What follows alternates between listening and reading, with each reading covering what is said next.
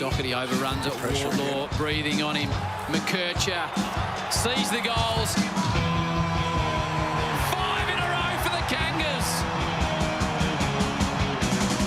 Today, you know, North Melbourne were too good, and they were much too good around the contest for us. And you know, across the game, I felt like they, for a middle two patch there, they probably blew this. What are you doing if you're Michael Voss? Panicking. Jeez, you've handed that over quickly, as have the Roos. Davies Uniac sends it deep. There's a wrestle on. Curtis brings it to ground. 6 unanswered for the North Melbourne Footy Club. I was disappointed the whole team. It's not acceptable the way that we played through that period of time, and I felt like there were some really fundamental things that we want to value that we didn't get right. The gap between our best and worst right now is too big. We love coming to the ground and having the supporter base we have and the passion that our supporters have, but we're sharing their disappointment. So, no hiding from that. What a win for North Melbourne. What a disaster for Carlton. North Melbourne, though, their 4th win of the year, an 11-point victory over the Blues at the MCG today. It should have been more, given the Roos led by 46 points at three-quarter time. They completely fell away in the final term, probably too focused on killing the game rather than attacking as they did all day, particularly in those second and third quarters. But a win's a win, and you were very happy today, King Kong, and rightfully so. Kath, they were just working out who's on esky duty in the post-match. Put them on ice, boys. We're coming in for a celebratory one. Look, this is a great result for this footy club that's been underachieving for probably 4 to 5 seasons. The fans have continued to turn up, 56,000 there today. I know most of them Carlton supporters. But what a result to see Zurhaar do his thing, Curtis continue on with his development. LDU had moments today that were terrific. Wardlaw. It's everything you wanted to see. And then the decisions in the off-season to get Luke Parker, primarily, I think paid dividends in the last 2 to 3 weeks, but really strong today to lead the way. This game delivered, Jack, the most unlikely matchup win of the season. Toby Pink taking down... I was just about to say, how dare he forget you go, his man Toby Pink. You go. On Charlie Curnow, goalless. Kept him goalless, which was... look, the quality supply wasn't there, and the volume of supply probably wasn't there either, but... Yeah, Clarkson could have easily gone to Dawson, either Dawson's to do the job, but he stuck with Toby and he repaid him large today. He's putting a good together a little good body of work, actually, Toby Pink, the way he's been going in the last month. Colby McKercher is another one that's starting to build a decent CV in his second year, the young Tasmanian. I'm loving what he does. He changes the angles. He's the answer at half-back for North Melbourne. Harry Sheezer has obviously gone on ball and started at half-back, but just the dynamic left foot that he has is starting to break the game open for North. And off the back of the 2 weeks away, Jordan Lewis put this on the agenda on Couch and just said, this is their Kokoda.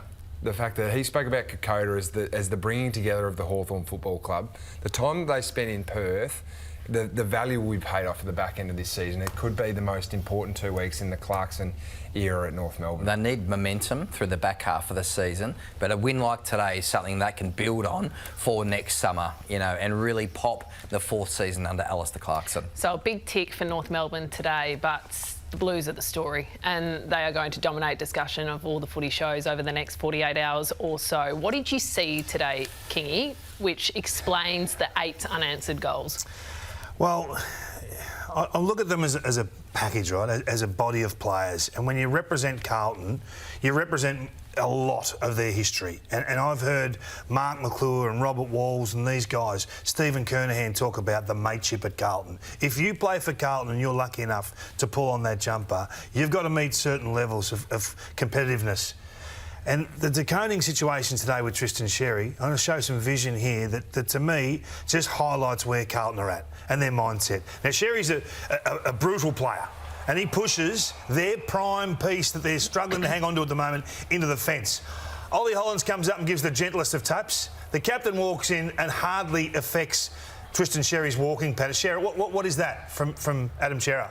And then not one other player comes in to remonstrate as their big ruckman just gets to his feet. The siren goes a minute and a half later, and Tristan Sherry walks through the lot of them. Now, every team that I played in would have come for him. They would have made a stand. We're not having that happen to one of our boys. This is one of our brothers. This is the guy we go to battle with. I've got your back, you've got mine. That is not the case at Carlton. And that permeates through the group. You cannot let that go unchecked. And when Michael Voss says we were bullied today, that's what he's talking about. I think a Carlton fan right now sitting here watching this be saying, what's happened to my proud club? Where's the fight? The spirit? Where's the captain flying in at 100 miles an hour? Pit net, 200 centimetres, 110 kilo. You're the man. This is him at three-quarter time, going crazy. The captain was weak in that moment. He had to be stronger, Patrick. He had to come in. I don't care if you give away a free kick. The game was gone anyway.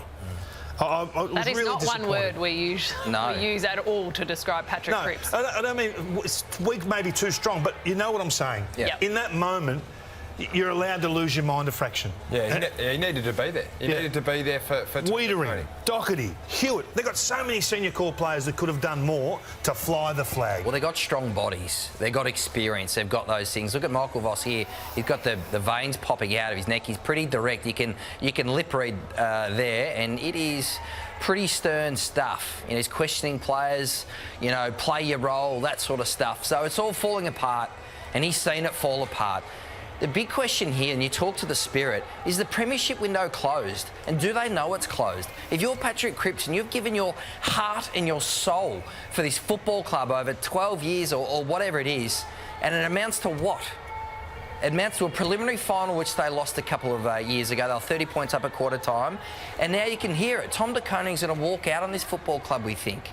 And now they're looking at a list turnover, changes again. So do the senior players who have fought for so long from the darkness of the Brennan Bolton years, they get to this, they mature, and then it all falls apart. I mean, no wonder the fan base are beside themselves. But do they know?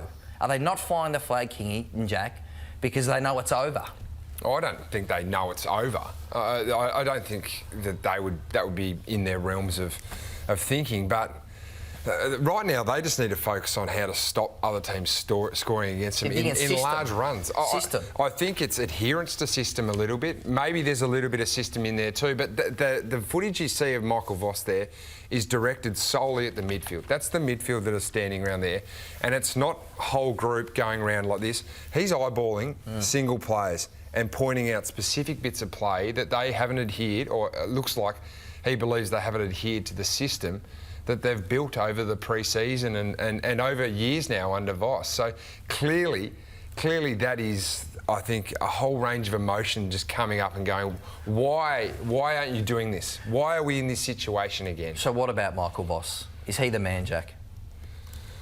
Well, look, I don't know inside Carlton that well, but I look at where Damien Hardwick was 7 years in. And I think, and Richmond were a club where if you had the opportunity to get rid of the coach, you got rid of the coach. And then all of a sudden, Peggy O'Neill and Brendan Gale steered the ship and said, no, we're gonna stand strong here. Damien Hardwick, 48%, I think, win ratio there. Michael Voss is 4 years in, he's at 53. Is this the chance that maybe the Carlton of old, where we've seen coaches sort of come and go, is this the chance to put their foot down and go, hang on a second. Back him. We're going to back him. Make changes around him. We're going to make changes around him. We're going to do things a little bit differently. We might go, if they lose to Koning, that frees up a whole range of things for them to get creative with recruiting. I mean, Graham Wright's coming in there as well. There's things that they can do. But is this the chance just to put their foot down and go, no, hang on, we're Carlton and we're going to do it this way? What do you think, Kingy? Well, full club meeting there, you can see. There's a lot of people coming out of that meeting room. I think this is a moment where they've sat down and said, OK, what are we doing as a club here, guys? What's happening? Has anyone got anything they'd like to purge? This is your time. Because this is a proud footy club. And they don't exist to waste time. If they don't think that Voss is the man, as they've done before, they'll rip the Band-Aid off and they'll move on. And there's some big decisions that'll be made. They won't be simple decisions. I don't know if the list is good enough to give Vossi the best chance to win a premiership, but not today. We're not talking about premierships today. We're talking about beating North Melbourne, who have been on the canvas for a decade at the MCG in front of 56,000 of your own. So there's Brian Cook. So when Mark Thompson was under this sort of heat or intense heat at Geelong in 2006, he stood by him, made changes around him. Your theory, Jack. The thing is that he's not going to be in charge anymore. It's Graham Wright. And Graham Wright has been bold in his decision making. So does Vossi need to show? So that's fine that you've got that faith, Jack. But does he have to show in these next 9 weeks? Is he coaching for his job in a sense? Do the performances have to stack up over these 9 weeks for him to get that sort of faith? Well, what do you think? Yeah, I think I think over the next 9 weeks we've got to see some improvement. If they remain in free fall, I don't know. But good coaches are also very hard to find. Oh, they are, and it's up for Michael Voss to show that he is the man. We've seen Simon Goodwin under enormous pressure at Melbourne. They've tried to make some changes. We've seen it at times. Other times it hasn't worked with the dumb kicks forward. So I think we need to see some evolution and improvement of Carlton for Michael Voss's sake.